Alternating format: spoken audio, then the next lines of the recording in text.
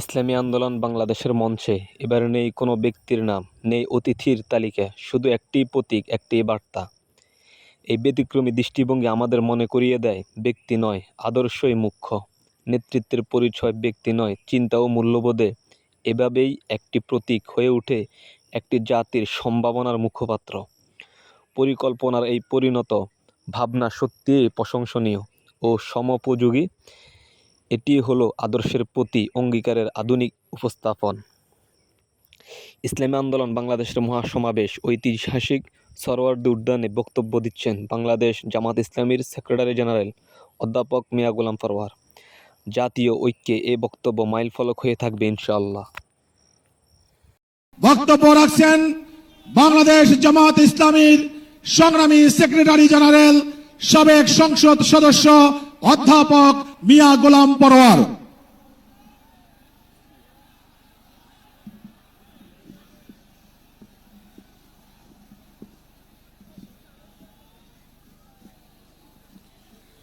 السلام عليكم ورحمة الله وبركاته. الحمد لله رب العالمين، الصلاة والسلام على سيد المرسلين وعلى آله وصحابه أجمعين.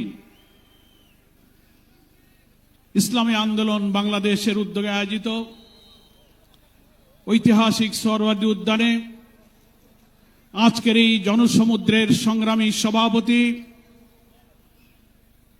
ইসলামী আন্দোলন বাংলাদেশের সংগ্রামী আমির মুফতি সৈয়দ মোহাম্মদ রেজাউল করিম পীর সাহেব চরমনাই, মঞ্চ উপবিষ্ট জাতীয় নেতৃবৃন্দ, সাংবাদিক বন্ধুগণ, আজকের এই সরওয়ার্দী উদ্যান সহ রাজধানী ঢাকার অলিতে গলিতে উপচে পড়া জনসমুদ্রের সংগ্রামী জনতা এবং প্রিয় দেশবাসী, মহান আল্লাহ তাআলার দরবারে আপনাদের সকলকে নিয়ে আমি আরেকবার স্বস্তির সাথে মহান আল্লাহর শুকরিয়া আদায় করছি। আলহামদুলিল্লাহ। শুকরিয়া এই কারণে, বাংলাদেশের ইতিহাসে, রাজনীতির ইতিহাসে আজকের দিন এক ঐতিহাসিক দিন। কেন ঐতিহাসিক দিন? মুসলিম উম্মার নেতৃত্ব দানকারী দেশপ্রেমিক সকল ইসলামী দল, ব্যক্তিত্ব, স্কলারদের মধ্যে ভিন্নমত থাকা সত্ত্বেও আজকে একটি ঐতিহাসিক ঐক্যের যে পরিবেশ এবং সম্ভাবনা দেখা দিয়েছে, সৈয়দ মোহাম্মদ রেজাউল করিমের আহ্বানে আজকের ঐতিহাসিক মঞ্চে যারা বসে আছেন তারাই হচ্ছে এই ঐক্যের মহাকাণ্ডারী।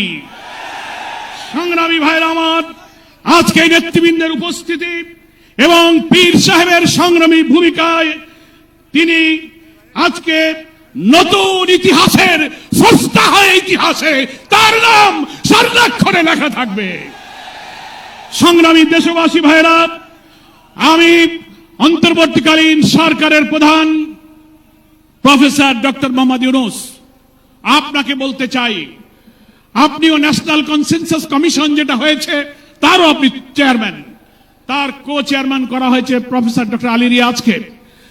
আর নির্বাচন কমিশনের প্রধানকে আমি বলতে চাই, আজকের এই সমাবেশ থেকে, এই জনসমুদ্র থেকে এই বার্তা যদি আপনারা বুঝতে ভুল করেন, পিওর পদ্ধতি ছাড়া নির্বাচন বাংলার মানুষ গ্রহণ করবে না। আমি প্রধান উপদেষ্টা, নির্বাচন কমিশনার সকলকে বলবো, আপনি জাতির উদ্দেশ্যে নিরপেক্ষ থাকার অঙ্গীকার করেছেন।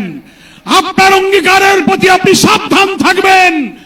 আপনার কোন কোন ভূমিকায় জাতির মধ্যে কিন্তু সংশয় তৈরি হয়েছে। পরিষ্কার বলতে চাই, আপনি সোজা থাকবেন।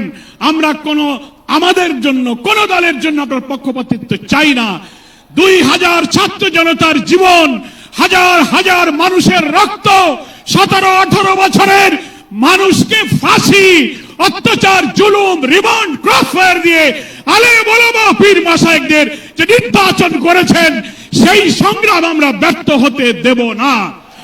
ফলে আপনাকে অবশ্যই জাতির যে দাবি উচ্চকিত হয়েছে, নির্বাচনের লেভেল প্লেইং ফিল্ড আপনাকে নিশ্চিত করতে হবে।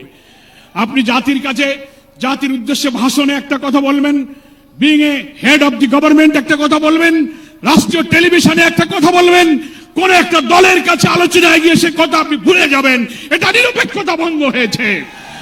আপনাকে বলতে যে আপনি সোজা থাকুন, রাজনৈতিক সংলাপে আপনি দোষ করেননি, বৈঠক করার অধিকার সবার আছে, কিন্তু আপনি এক জায়গায় কথা বলে মত পরিবর্তন করবেন কেন? আপনাকে জাতির সামনে আসতে হবে, সকল দলের সাথে বসে আপনি বলবেন যে ভাই আমাদের এই অসুবিধা, আসুন আমরা সবাই মিলে এইটাই করি, আমরা রাজি আছি। কিন্তু আপনার এই ভূমিকায় প্রশ্ন তৈরি হয়েছে, আগামী 8-10 মাস পরে যদি নির্বাচন হয় আপনি সোজা থাকবেন কিনা, আপনাকে এই 8 মাসে নিরপেক্ষতার প্রমাণ আপনাকে দিতে হবে। আপনাকে নির্বাচনের আগে যে শর্ত, মানবতা বিরোধী গণহত্যাকারীদের বিচার অবশ্যই দ্রুত দৃশ্যমান করতে হবে। দিল্লিতে বসে দিল্লির তাবেদার শেখ হাসিনা এই বাংলাদেশকে আবার উস্কানি দিয়ে ভারতের সেবাদাসে পরিণত করার ষড়যন্ত্র করছে। অবিলম্বে নির্বাচনের আগে এই বিচার আমরা দৃশ্যমান দেখতে চাই। সংস্কারের ব্যাপারে অনেকে ঢিলা দিচ্ছেন, বলে ইলেকশন আর সংস্কার একসাথে হবে, ক্ষমতায় গিয়ে করব। কিভাবে বুঝলেন কে ক্ষমতায় যাবে? জনগণের ভোট লাগলে পান, তারপরে আপনি ক্ষমতায় যাবেন।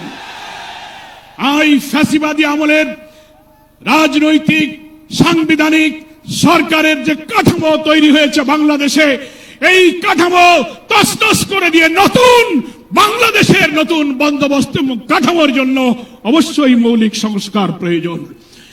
এই প্রশাসনিক ব্যবস্থার মধ্যে আমরা নতুন কোন ফ্যাসিবাদ, নতুন কোন হাসিনার আমরা জন্ম দিতে চাই না।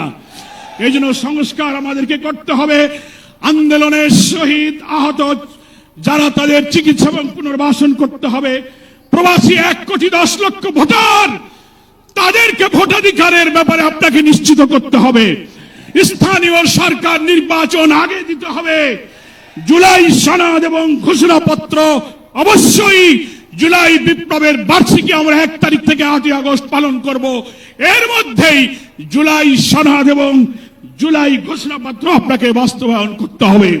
সংগ্রামী দেশবাসী, বাংলাদেশ জামাত ইসলামীর সংগ্রামী আমির ডাক্তার শফিকুর রহমান, তিনি পীর সাহেব চরমনাইকে এবং আপনাদের সহ সকল দেশবাসীকে জামাত ইসলামীর পক্ষ থেকে সালাম এবং শুভেচ্ছা জানিয়েছেন। তিনি জাতীয় ঐক্যের জন্য যে ঐতিহাসিক ভূমিকা রেখে চলেছেন, আমি মনে করি চরমনার পীর সাহেব সেই চেষ্টার ক্ষেত্রে একটি গুরুত্বপূর্ণ ঐতিহাসিক উদারতা, অবদান, মহব্বত রেখে ইতিহাসের একটি স্রষ্টা হয়ে তিনি থাকলেন। আগামী দিনে জাতীয় ঐক্যের মধ্য দিয়ে নতুন ফ্যাসিবাদের জন্মকে আমাদের ঠেকাতে হবে। আমরা এই ঐক্যের পেছনে চরমনার পীর সাহেবের যে উদারতা, যে আন্তরিকতা, যে মহব্বত, তার মাধ্যমে তিনি যে গুরুত্বপূর্ণ ভূমিকা পালন করেছেন, আমরা দেখতে পাচ্ছি ইতিমধ্যেই বাংলাদেশের গ্রামে গঞ্জে, শহরে, নগরে, বন্দরে ওলামায়ে কেরাম, মুসলিম উম্মাহর নেতৃত্বদানকারী জনগণের এই ঐক্যের পরিবেশ দেখে, আজকে এক মঞ্চে দেখে গ্রামে গ্রামে ঐক্যের জোয়ার শুরু হয়েছে। আসুন ভেদাভেদ, ভিন্নমত পরিহার করে মুসলিম জাতি সত্তা মূল্যবোধ রক্ষার জন্য আল্লাহ তাআলার দ্বীনকে পার্লামেন্টে নিয়ে ন্যায় বিচার, সুশাসন, বৈষম্যহীন এক নতুন সমৃদ্ধ মানবিক বাংলাদেশ গড়ার জন্য আমরা ঐক্যবদ্ধ থাকব। সকলকে ধন্যবাদ। বাংলাদেশ জিন্দাবাদ। ওমা তৌফিক ইল্লা বিল্লাহ। আসসালামু আলাইকুম ওয়া রাহমাতুল্লাহি ওয়া বারাকাতুহু।